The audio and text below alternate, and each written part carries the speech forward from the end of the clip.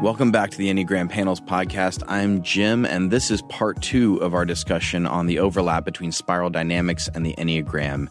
If you missed part 1, make sure you go back and listen to that first. And we are excited to announce we do have Season 2 coming. Season 2 of the Enneagram Panels Podcast is going to focus on the growth of each type. So make sure you subscribe so you see when that comes up. But for now, we're just going to jump right into part 2 of our discussion on spiral dynamics and the Enneagram. Enjoy. And the problem in spiral dynamics, it can show you a map of how we got here, but there's actually very little tools to deal with the personal relational elements that are influenced by these memes. And all change is relational based. All real work that happens that transforms the world for the better is going to be on the personal level. That's why I think it's good to see the spiral dynamics map. But then if we want to see real change, we've got to overlay it with a tool. And we've been using the Enneagram because that's been about the most effective that we've seen for that. Yeah, I guess my frustration with spiral dynamics was, as much as I loved it, it left me with, okay, but how do you grow? How do you go from, levels of consciousness to other levels? Because it is not without consequence. If a person is stuck at, say, blue, but everything around them in their world is showing, orange complexity, and it's calling for that growth in them or in an institution. How does that institution change? It can resist and it can rebel because it has willpower, and so it continues to do so oftentimes, much to its own detriment. So I get friends who told me that they attend a church that's still functioning very, very blue, avoiding science, kind of just here's how it is, and this is the truth, and people out there don't want the truth, and blah, blah, blah, and going on and on and on. Meanwhile, trying to draw people into its membership, trying to grow. And it's failing, even though it's primed, it's a position to really grow, location-wise and everything else. So what's happening there is it's a blue meme that's resistant, completely resistant of orange, even though it is in the city, in one of the largest cities in America. Oh, wow. There is no city in America that is functioning as blue primarily. It's functioning mostly as orange. Orange-built cities. Orange, absolutely. Large cities, yeah. Absolutely. Yeah, so, you're looking at problems. We've got problems, folks. Yeah. And this is happening in politics. It happens in the church world.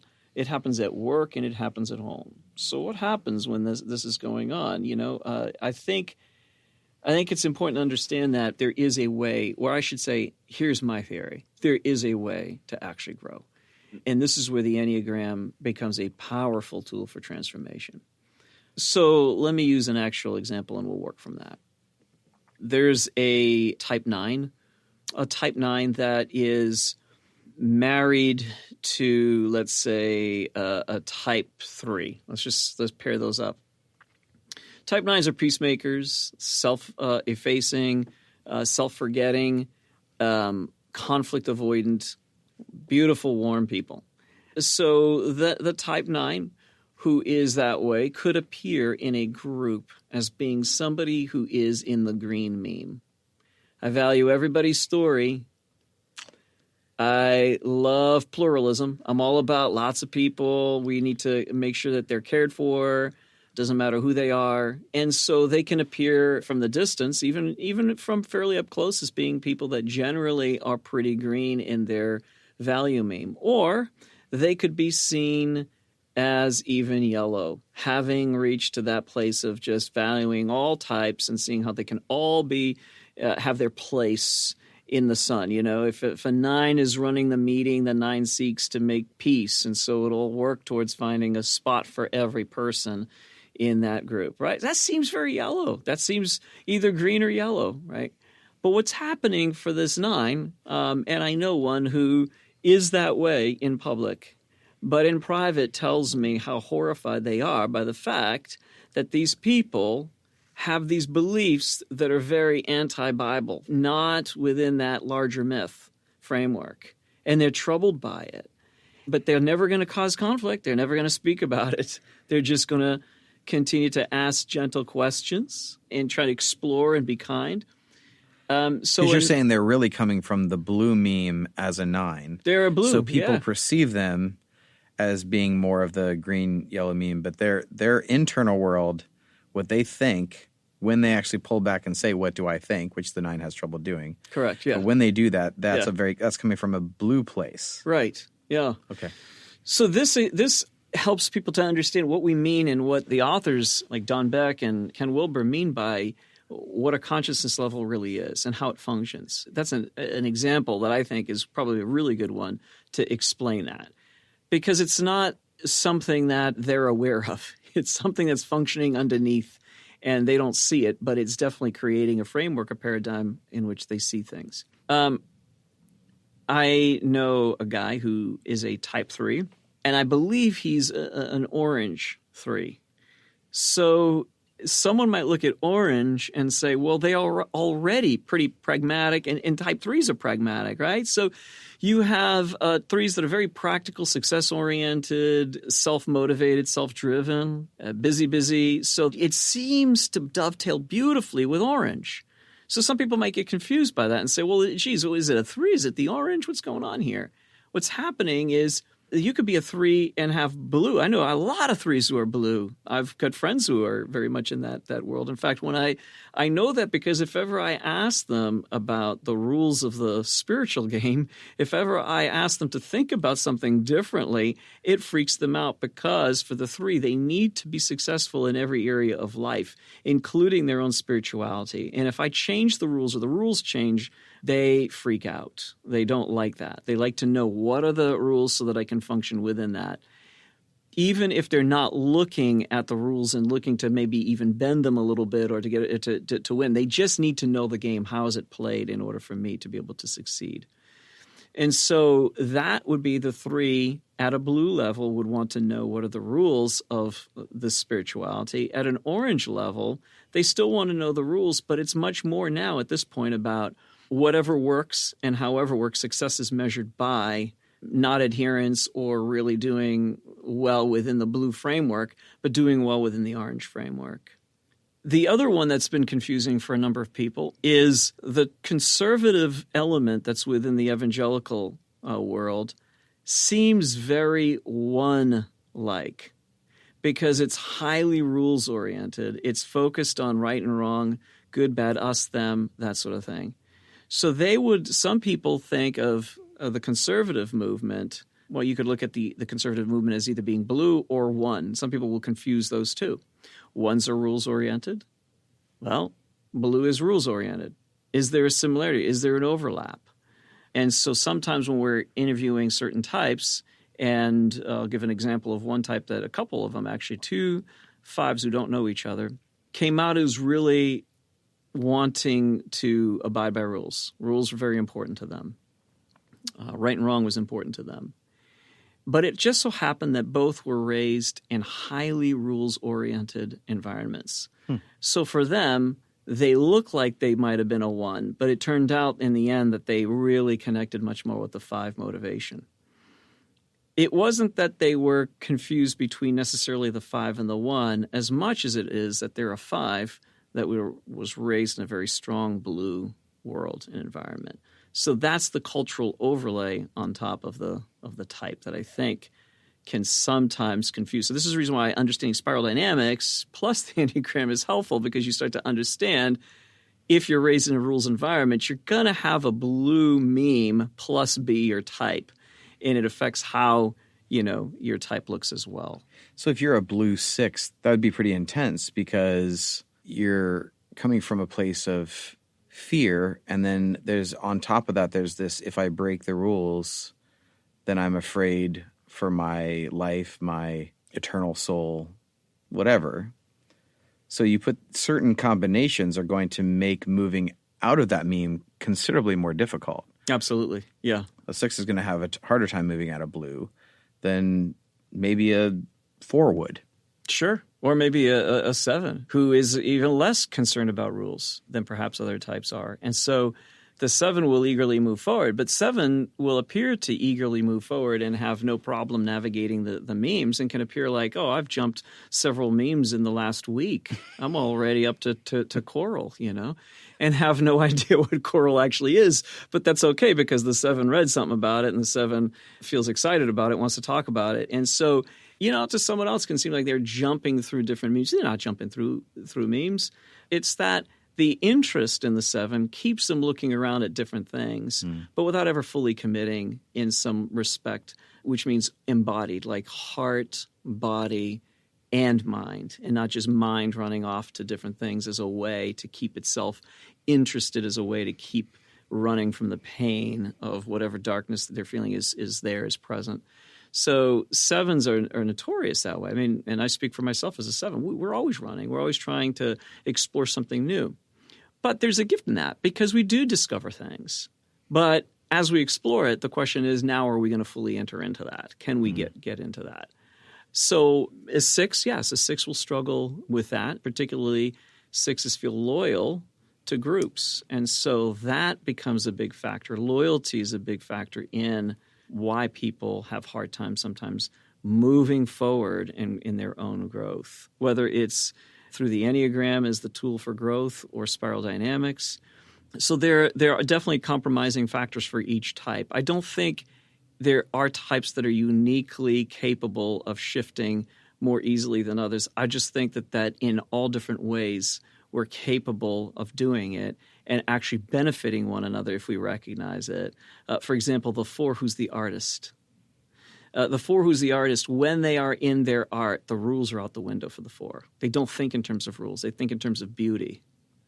All right? So they can already access parts of themselves through that meditative practice of getting into their imagination, getting into a quiet place, and being able to produce something utterly beautiful. And that compels the rest of us to look at things differently. Look at things that we haven't looked at. Look at things from a different light.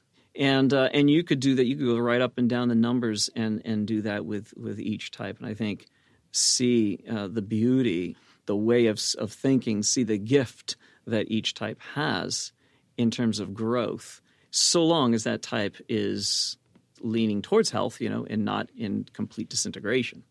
Yeah, that's a really good point, because it really is about that. It's not about the spot that they're in, but it's like the healthy version of that. I mean, even red, which when I look at it, it looks like the most destructive, and wherever it's shown up on the planet, it is very destructive. But there is a healthy aspect of needing to break free of that. And if someone, they're very stuck in a system that is tribal, superstitious, conspiracy theory basis, you have a lot of that now. I didn't mention that earlier, but I think a lot of conspiracy theory people are very purple. And then you add on top of that an unhealthy 6 that's afraid of everything, or an unhealthy 5 that's just seeing patterns everywhere. It's hard to see a healthy version of some of the memes, like purple and red. And I was thinking about how conspiracy theorists, there's a lot of purple in there. They're drawing correlations. They're connecting things that don't exist. But if you have an unhealthy 5 that is also purple, that's going to be a really rough combination. For sure. As you said, 5s, so for those who don't remember, 5s are the types that tend towards spending a whole lot of time in their heads. So 5s are very thought-oriented and can see patterns and can see connections where other people can't. That's a gift, but it also has its downside because 5s can see connections where they don't belong. And so now adding the purple meme to it, you could see if they were a healthy purple, where in that stage of development back a few thousand years ago, or in places right now in our world where purple's still very much the value meme of that particular tribe or culture, they could still be a healthy purple because there's no demand on greater thinking or complexity. So they can still be a very healthy purple who sees connections in the right ways. But at this stage in our level of complexity, that wouldn't really work, and it would work against what we now know. For example, if you take orange science, and we know that the Earth revolves around the sun, But let's say you had a couple thousand years ago the purple meme, and you have a 5, purple, and they're saying, no, we know that that everything revolves around the planet, planet Earth. And they're attempting to describe something or explain something or teach something. They could be completely healthy in that space, moving people forward towards their own growth and development, particularly if it has to do with leading people towards a higher level of love, a higher level of compassion, a higher level of caring for the world around them. If it's leading in that direction through the purple meme, then that's adequate. I mean, so you could actually say that somebody who's a 5 purple from 2,000 years ago could have been far healthier than a 5 orange today. Because a 5 orange could be just purely whatever works, and that's okay, even if it hurts other people or, hurts the earth or whatever. It's fine. Whereas I think each value meme's intention and purpose is really to move us not only towards accepting the complexity that's increasing on the earth, but to also change us into to being better people. I think that's ultimately the goal, is we are becoming better people. And I think if it's doing that, then at whatever level we're at, we can be helpful. So I can help somebody who's still blue. I'm not looking down my nose at the blue level at all. I can look at that and say, great, this is where you are. Now let's help you to be the healthiest, 9 blue or 5 blue that you could possibly be. That's why I think the transformation is helpful to them. It becomes their next step instead of what's happening right now. Is green is demanding that blue look like them, and blue is demanding that red look like them, and on and on and on it goes. Like you mentioned, the illustration of the West going to Russia, of us going to Russia, trying to make the Soviet Union into this orange, and they were red. They hadn't gone yet to blue. Instead of actually understanding, if you're at red, how could you be the healthiest red you could possibly be? So that when the time comes and the complexity develops, you can actually grow into more of the blue. It's just respecting people and understanding where they are and helping them take their next step, not your next step, and wherever you are. And once again, it's an issue of complexity and an issue of development, not an issue of who's better than whom.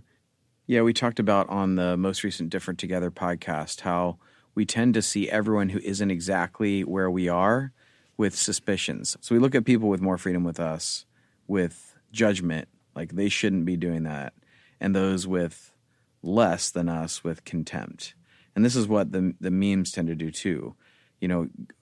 Orange looks at green and it's just just judges them. You're just hippie, tree hugging. That's not practical. That's not how the world works. And then it looks at blue as with this contemptuous, you backwards. What was it? Bill Maher put it. He's like, oh, sure, come on in here and talk about the knowledge of the Iron Age, and making fun of a person who had a spiritual background, who took value in the spiritual stories of, I can't remember what religion tradition they were part of, but he's like, yeah, he just wrote them off as sort of this contemptuous, you're just this backwards blue meme. Yeah. That is the tendency. And so a lot of times we don't tend to value the other person and where they're coming from. And that is one of the things that actually prevents us from working together and finding the solutions we need to find. Because there is just this attitude towards whoever isn't exactly where we are of contempt or judgment. There is so much of that keeps us from growing. I think of how, so as I said, 5 purple from 2,000 years ago could be a far healthier person than, say, a 5 orange, green, or yellow today. And what I mean by that is, because someone might say, well, then what's the point of development then? What's the point of ascending to higher levels of understanding or of awareness? And the point I would make to that is there is no goal. We're not trying to drive anybody towards yellow thinking. What we're trying to do is recognize that wherever you are, there's a next step for you to take. And that next step, if it's taken well, it will be healthy for you, and it'll be healthy for the world around you. But this is where I think not only being aware of your meme, your value meme, but also being aware of your Enneagram type can play a significant role in this. Because if I'm talking to a 3, orange, I'm talking to somebody who already thinks success is the most important thing. So I need to be aware that that's what's going on within them. And for me to ask them to not be successful is a no-win situation. That's never going to work for them. But if I'm able to work with them from their 3 type and say, well, we want you to be successful in this area. We're not asking you to slow down production in this country. That's not what we're asking. In fact, we think you could increase and get even better at it and also do good in this world. Then now we're moving forward. I think if we're looking at our types as well and saying, why am I driven to success, or why am I driven to making sure that everybody's story is heard? If I'm a 9 and I'm saying, oh yeah, I totally value everybody's story and I'm so green and I'm all into this stuff but is it because you're avoiding your own? Is it because you're avoiding what's going on inside of you? Wow. Because if you are, then it's actually may not be green. It may be green, but it's very unhealthy, and it may not be green at all. It may be something else. So it's really about tuning into what's going on in you so that you can do your own growth. And as you do your own growth, here's what I've discovered. I'm starting to see some types who are clients of mine who are actually having shifts in consciousness. That is really like amazing, because all they're doing is doing their work and something's happening inside them. Could you talk a little bit about, I think it's Ken Wilber makes this distinction between growing up and waking up. And so much of spiral dynamics is about growing up, but so much of the Enneagram is really about waking up. Again, everything is self-aware. To me, the number one problem is the lack of self-awareness in this world. If you believe in the evolutionary model, this is what happened when we came out of the trees, began to form groups of people, began hunting, foraging, all this. Eventually, we developed this prefrontal cortex, which allowed us this thing called the rational brain to be able to do self-reflection, right? To pause, to actually make decisions, to actually think about what we were doing and to think about who we are and all this other stuff. This is the sort of thing that begins to interrupt this movement from impulse to gratification, to meeting that need, without ever any thought in between. I'm hungry, I eat. I want to reproduce, I have sex. It's just instant right to doing that. We still function a lot this way, where there's something, a trigger. We call it a trigger today. Something triggers us, and we have this response, knee-jerk reaction. We're not even aware that we are having it. We're not even aware that there's something that was triggered inside of us, except that we have this immediate, visceral, emotional response, and we react right away. So it's interrupting that with this thing called self-awareness. What am I doing? What am I feeling right now? What is it telling me to do? If we can move to that, we start to have these moments of awakenings where, oh, this is what I'm about to do, and this is the result of that. And then for those who've practiced meditation, prayer, today there's a lot around that's producing these wakeful moments for people. In the Pentecostal charismatic world, we've had these wakeful moments, these awakenings from the early 1900s. These were epiphanies, enlightenments, moments of seeing things differently. Ken Wilber's theory is you have small moments of seeing, but that doesn't shift your meme yet. You can see a little bit. You have glimpses into it, is my language for it, for how he puts it. And I do think that that's how it happens. I do think that there's moments of awakening and seeing, but then we have these spiritual experiences. We have these moments of understanding, but then what happens is we interpret that through the language of our current value meme.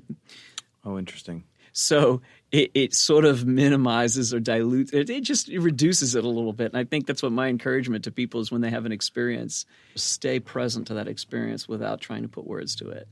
Don't put words quite yet to it, because the level of awareness or awakening or consciousness at this moment right now is still present with you.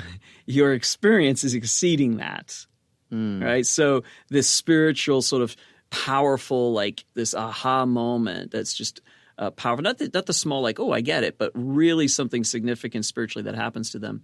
We don't have to often have a lot of them, but the ones that we do have, encourage people to hold on to that. Don't go into interpretation yet. Just be present to it. It's messing with you, yes, and you're longing to kind of wrangle it in, wrestle it in, tame it, get control of it, but don't do that. Stay present to it. Yeah, so in my tradition, the Pentecostal tradition, and then the charismatic tradition, we have these epiphanies, these awakenings, these powerful spiritual experiences, oftentimes in gatherings with people, with very intense times of prayer and with a lot of music and all that. That creates an environment for that.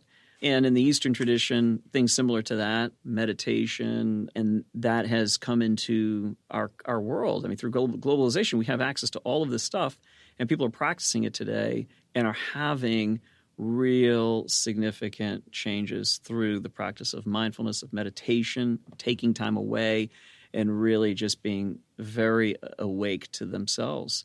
This is what helps us to become awake and self-aware.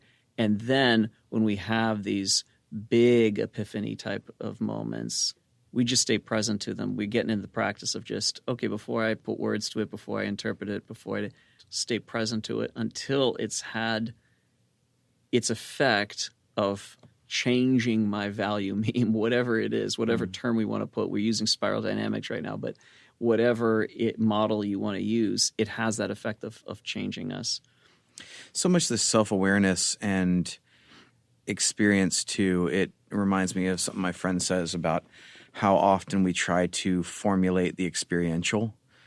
And waking up is such an experiential thing, to experience that which is beyond ourselves. The people have experienced in the spiritual traditions and meditation are these moments of awareness. Then there's something about, I don't know if it's the orange meme or something that we live in so much dominated right now, but it immediately wants to formulate that and package that and give us steps to that. And there's something about that actually prevents, I think, some of that stuff from taking root to the full extent that it actually could. The moment you formulate anything, you're formulating it in the value meme that you live within. And so, to my mind, it's really allowing the thing to form you rather than you trying to form it. It's allowing it to have its full effect on you. Because the experience wants to do that. But there is a drive and an ambition within the orange world to package it, to reproduce it, to get it out there. Here's how you do this. Here's how you have these experiences. This is what can happen to you. But in the early Pentecostal beginnings, there was none of that. In fact, it was sort of hidden. But people were having these really amazing experiences that were affecting their levels of awareness and consciousness. But you can see where the experience exceeds their level of consciousness.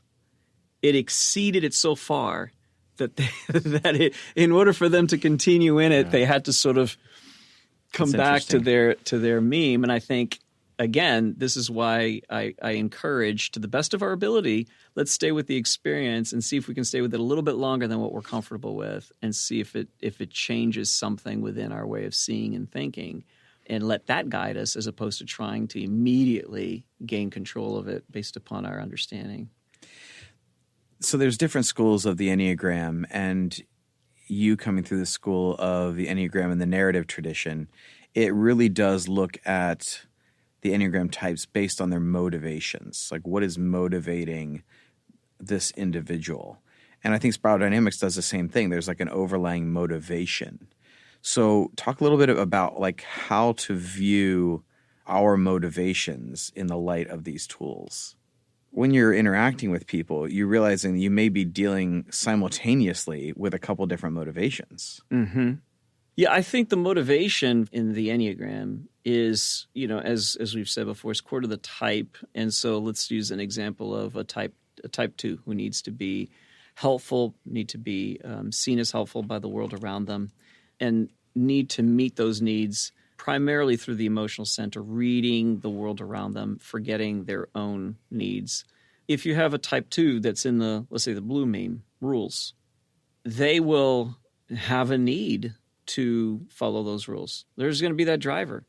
And so if they're in a church world which twos find themselves oftentimes in church worlds where there's plenty of opportunity to meet needs. And so they're meeting the needs of people around them.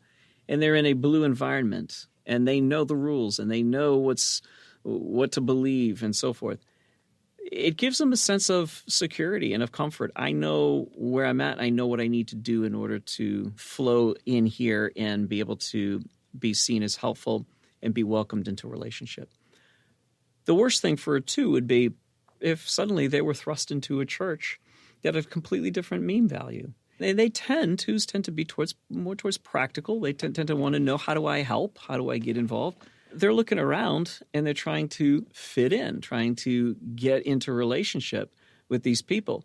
But the way that these people think is so different, and the way they approach life is so different, that it can be very unsettling for that type who is driven by this need, this motivation to be helpful to this group.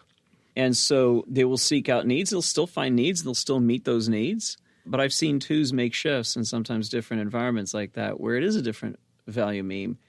And it's uncomfortable because they're trying to figure out, what exactly do you think about this, and how can I be part of this group? And so they can feel very much on the outside for a little bit as they try to figure out how to get in and be part of that group. Do you think one of the reasons that we often don't feel like we fit in our environment is because there is this overlap of these two different values, two different memes, two different motivations internally that we find ourselves around, and we just go, I don't know how I fit.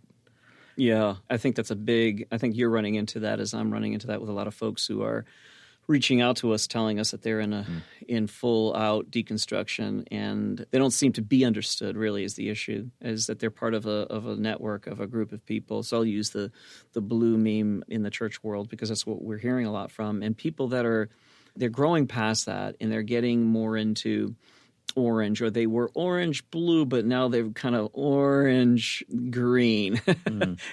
So I think a lot of the people in the church world are orange blue, depending upon, and I wouldn't be able to dice the difference between whether it's predominant. I mean, the culture is definitely blue, but there's a lot of orange people within the church world, and they have a smaller blue in them, but then they're starting to lean more towards now green. And they are contacting me and contacting you and other people we know that and saying, I don't know how I fit in here anymore, right? But if they're not aware of what their type is doing also, is that their type is how they're manifesting their meme change. So that's key to understand. So I'm going to do a type. I'll do a type 7 since that's me, and I'll speak for me. And what happened in the transition for me and my growth is that I could see myself being lots of orange in a blue world and lots of blue still within me. And I found myself starting to go orange-green. At the time, I had no clue that I was going orange-green. I just saw it as, I'm not comfortable anymore with this. And it was really me going more, I think, strongly orange with a little bit of green. But initially it was strongly orange. So while it was blue with a little orange, it became blue with a lot of orange and a little less blue. And I think that's when I began asking more of the practical questions and more of the questions that had to do with, why do we do this? And why do we think this way? And what about science? And why are we rejecting science? And why are we afraid of it as a church? And I started seeing things I'd never seen before. I started seeing the tremendous fear around the questions of why. I was asking questions, and my eagerness was really to understand, but not entirely, as I began to see also my type was acting in that as well. So I'll give you an example. My desire to learn, my desire to grab a hold of the latest and greatest has always been with me. And so the latest and greatest comes around. Someone says, hey, Joel, have you heard of this? And oh, man, you talk about my ears ping right up. Like, what? So primarily 7s are going to be interested in this round of this podcast. Yeah.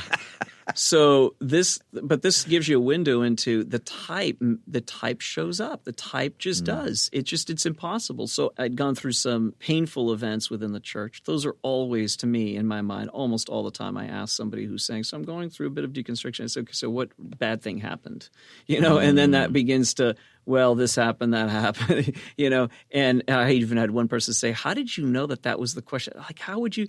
Because that's generally what launches, deconstruction.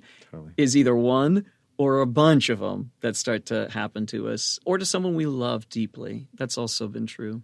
And so I'm having these difficulties, painful events that have happened in my life, and I'm starting to ask those big questions of why. I'm starting to pull away from just the group think and I'm starting to ask questions as to, but what explains what happened to me? I can't explain that, and I'm really frustrated by that. And I tried to stick with blue, but blue wasn't working. And so as I began asking those bigger questions as to why, and I began to seek out answers, and then all the while people saying things, "Hey, have you heard about this?" And and I'm starting to get interested in this and that and the other.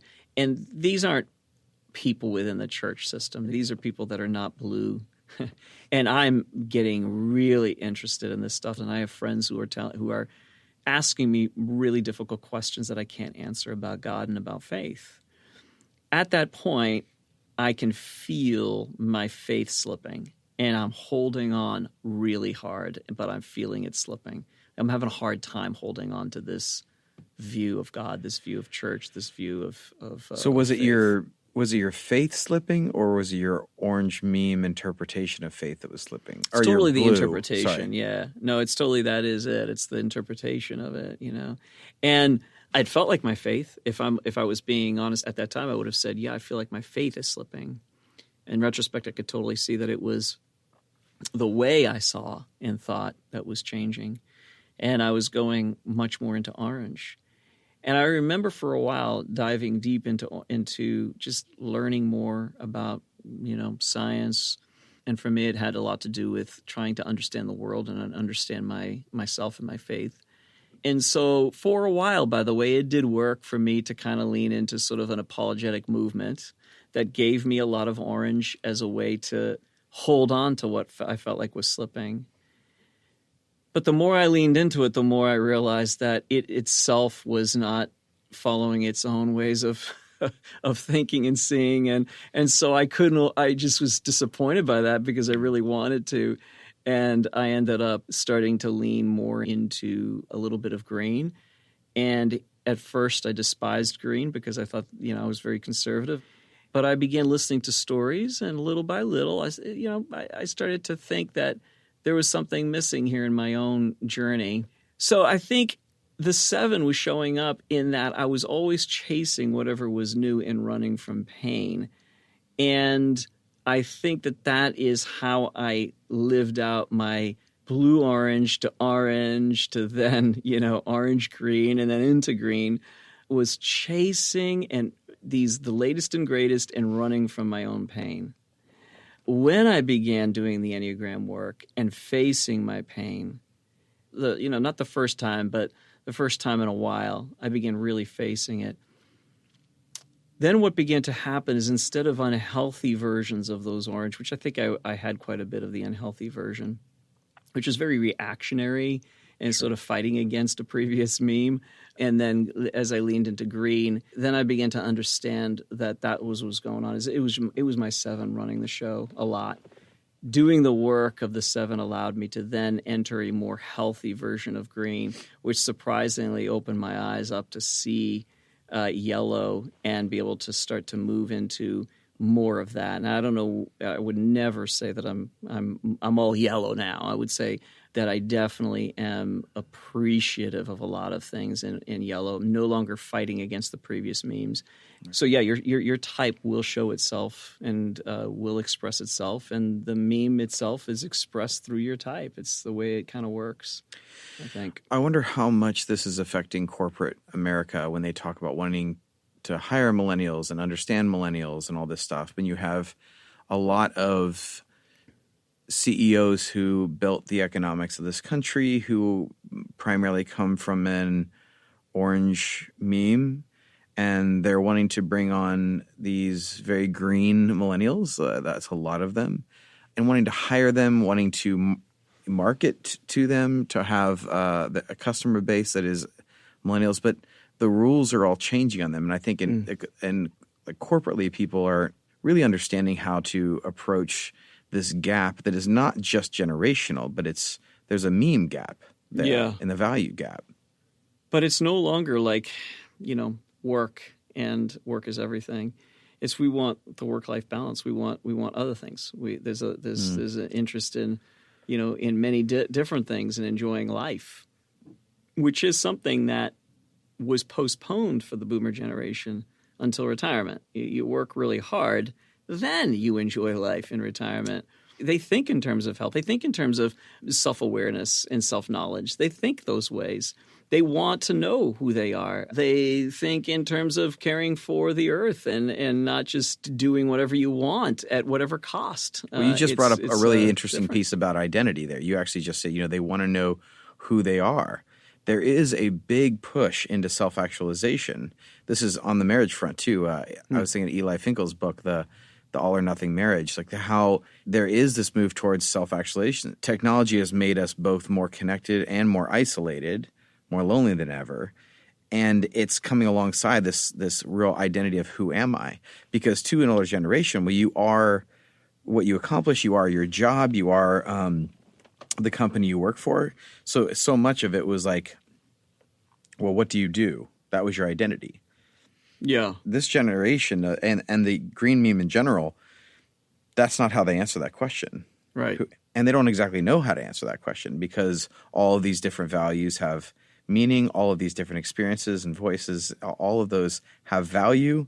So the identity piece is a big part of it. I think a lot of corporations, they understood how to crack the identity code. Like, we're going to give you one by giving you MTV, and then you're going to dress like these people. And there isn't as much of that going on. You can't bank on the fad market as much. You couldn't bank on a lot of the markets you did before. But there is this push for identity. Mm-hmm. There is this push for meaning. There is this push for who am I? And I want to discover it, and I don't want to just let a job consume every waking hour so that I don't have time to explore these things, because there is a large desire for exploration. I'm very curious as to how this is going to impact us economically as we move into this self-actualization, because there is enough affluence in order to explore some of these identity things, which is very, very important currently, which is why the Enneagram is exploding. Some of these tools that actually help us do that, because people, they want to know. But how is this going to actually impact us in how we function in the world and in our work? It's such a big question. The desire to know oneself is increasing, and even among older people who are boomers, but it is by far among the younger generation. They don't mind being called out to personal responsibility. A lot of them don't. And I find that very interesting. Like, I can say, this part is yours to fix. And they want to hear that. At the same time, it's not just that. There's an awareness that there's societal ills, but there's personal responsibility. It's kind of both. They recognize both. Yeah, it's kind of an interesting mix. It's a really good mix. It's actually a mix that gives me a lot of hope. Now, I've definitely seen a lot of people that are just interested in the self-knowledge piece. But those who want to move from the self-knowledge to the self-awareness, to see themselves in real time so they can make decisions that impact how they live, I have a lot of hope whenever I see that. And there is a lot more of that happening. In the corporate world, I'm not exactly sure how this is going to shake out. If you want to have us in your organization to talk about it, I'm happy to do that, and we'll help figure some of that stuff out. But we also, work a lot with pastors in church world, and there is a lot of them leaving. They're bailing because they're going through their own deconstruction because they have a wide network. And in the same day, they may talk to a blue person and an orange person and a green person. They have a network that reaches into those memes. They're talking to all of those memes. They have to have a basic understanding where people are coming from and their motivations and their heart, and a lot of empathy. But a lot of them are leaving. A lot of them are bailing. I thought I would bail. I'd never thought I'd go back to working in that world. But there's also something beautiful and sacred in it that I found. And so I have stayed with it. But a lot of them are leaving and they don't know how to stay because they are having this kind of deconstruction. They're having a waking up to a new thing, or they identify a lot with the green thing. And I'm in conversations with a lot of blue thinking people, and so it feels inauthentic to me. Or like the system wants me to sort of perpetuate, uphold, and defend the blue, but I'm not really there anymore. And I know a lot of people who have contacted me just because I'm in that world have been people kind of moving through that experience. I have had these waking up, growing up experiences, and I don't know how I fit now in this system that was built on blue and functions largely blue. And so how do I figure out how to stay in the mix of this? Because I don't think it's inauthentic to meet people where they are because they're there. Yep. But there is this feeling of I'm being inauthentic if I'm staying in this kind of environment. Yeah, because I don't believe this stuff anymore. The stuff that they're saying, the stuff that they want me to do and parrot, I can't parrot anymore. Right. What I needed was the freedom to be able to continue to grow and explore.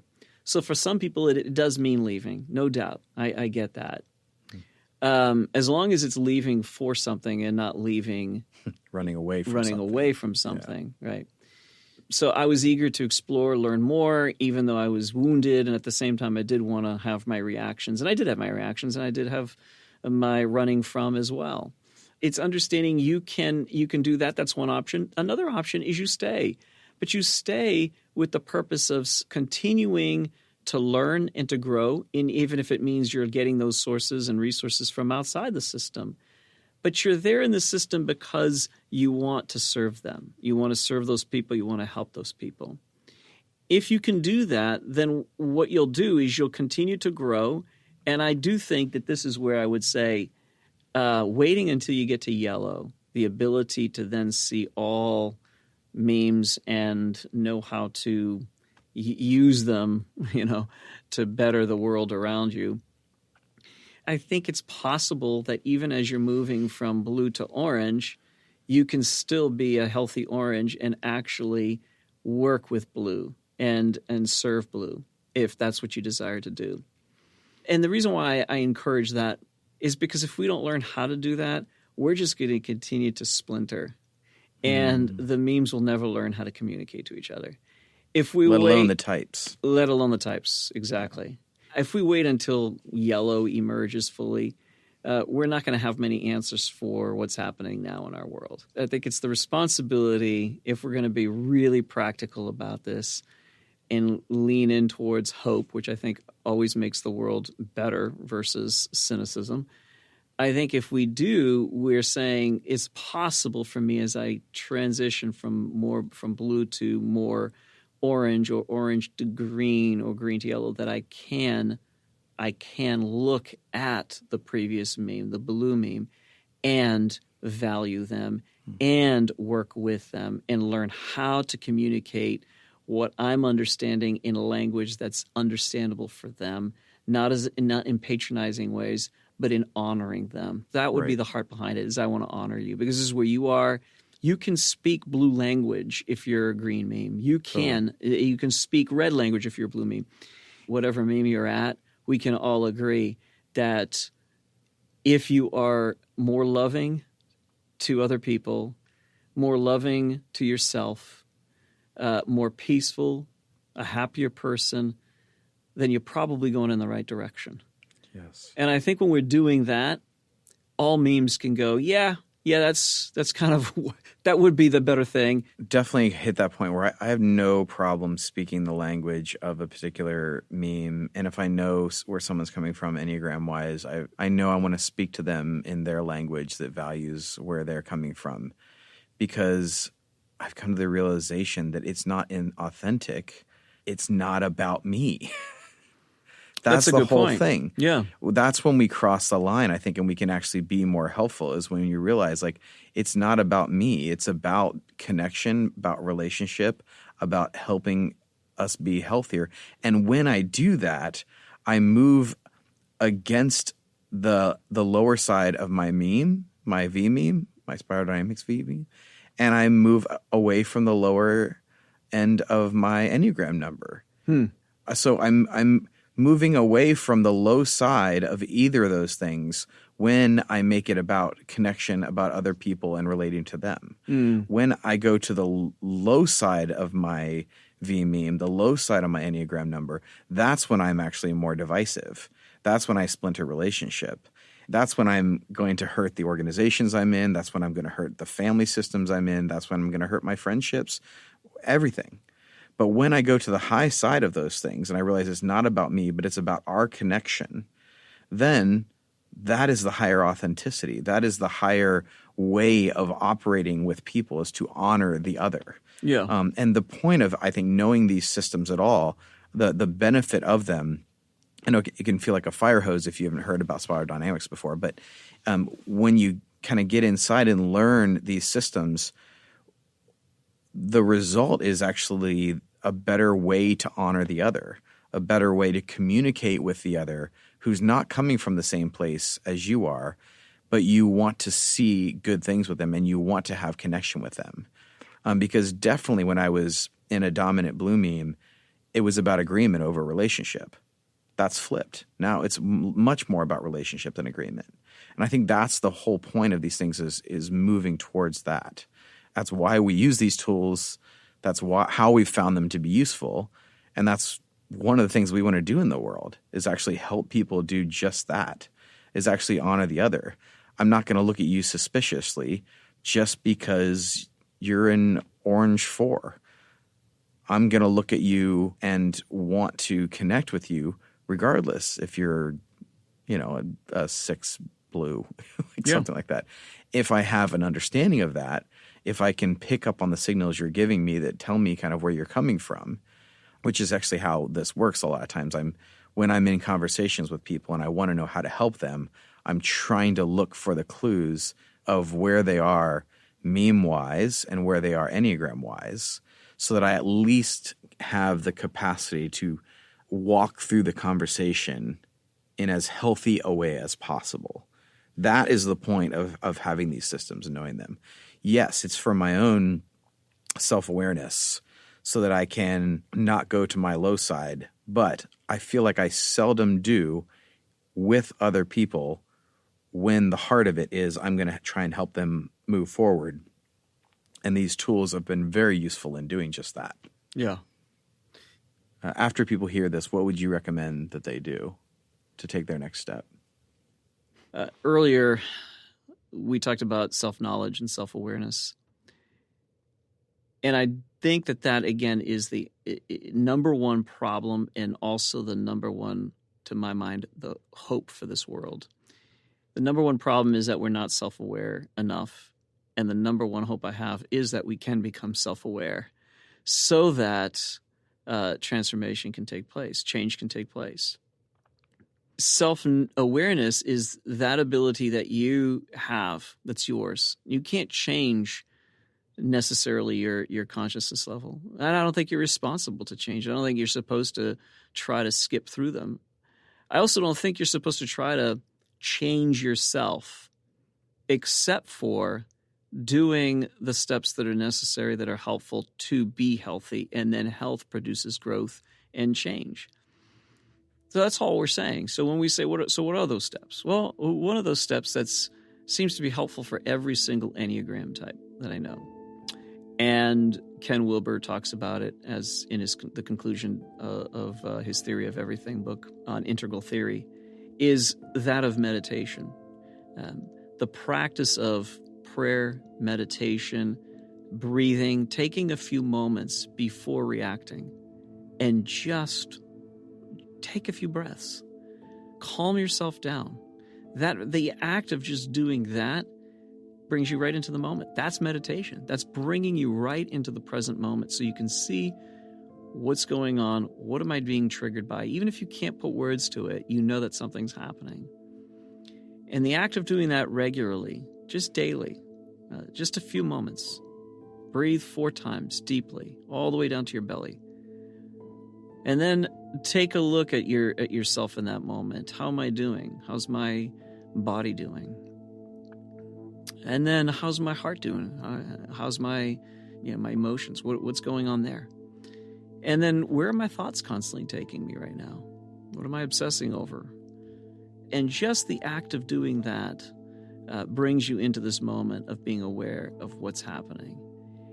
And then as you get to know that about yourself, you can also begin to make decisions that are different. I don't want to react this way tonight. I don't want to react this way in the board meeting. So what's something that I can do that would be better? I think as you do that, just the moment by moment, doing that throughout the day, not all the time, but once or twice a day doing that, will begin to produce immense results in you. There's so much data on this that shows how much it affects us physiologically. And so that's what I would recommend for all of us to do as a way to continue to grow and to transform.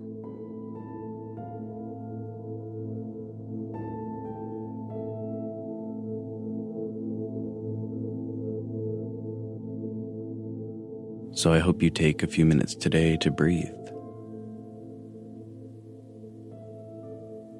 to focus and to meditate and to experiment to see what it can actually do in you. We are so thankful for all of you who have come along on this journey with us and have found it as profound and helpful as some of us have for our personal lives. Some of us have seen the effects it's had in our families, in our workplaces, and it's just an honor to share that with you. If you can leave us a review on iTunes, we really appreciate it. It helps people find the show. And we do want people to find the show as we head into season 2, talking about growth and how we grow as our unique types. If you're interested in coaching, you can contact Joel through his website at www.joelhubbard.com. You can hit up Joel Hubbard or me, Jim Zartman, through social media. This podcast is produced and made possible by Talkie Records Studio in Lynn, Massachusetts, and is also made possible by Vine 39 Church in Stoneham, Massachusetts. Thank you so much, and join us next time as we continue in Season 2 of the Enneagram Panels Podcast. Now I'm just going to let this chill hop track play. Peace out.